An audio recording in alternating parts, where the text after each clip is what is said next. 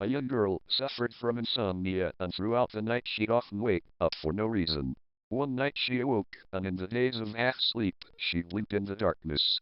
Just for a second, she thought she saw a pair of reptilian eyes gazing at her and glowing red.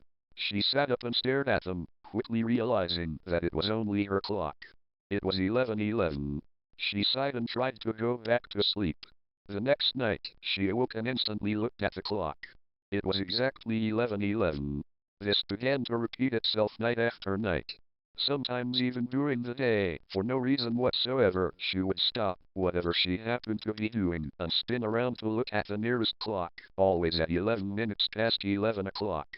As her insomnia got worse, she thought she'd try some white noise to help her sleep. She turned on her clock radio to play music softly. It worked well, so she kept doing it for the next few nights. One night, she awoke with a terrible start, covered in cold sweat. Rather than being in a sleepy daze, she was completely awake now. The radio was still on, but instead of music she heard static and a lot of erratic clicking noises. Breathing heavily, she stared at the glowing numbers. You know what time it was. Her heart nearly jumped out of her chest. A door had just slammed to her right, outside of the room. She heard a pair of inhumanly rapid footsteps running from the sound of the door slam all the way around her, behind her head, and to her left. Another bang as the door was slammed shut. Her blood ran cold. Her bedroom was on the second story, and the wall behind her faced outside. There were no doors or floor there.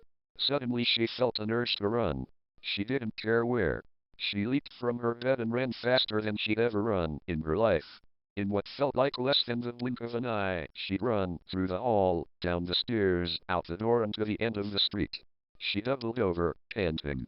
After a moment she looked back at her house, at her dark bedroom window. She stared at it for a long, long time. When at last she began to feel calm again, she carefully walked back to the house. She'd left the front door ajar, and a lot of cold air had gotten in.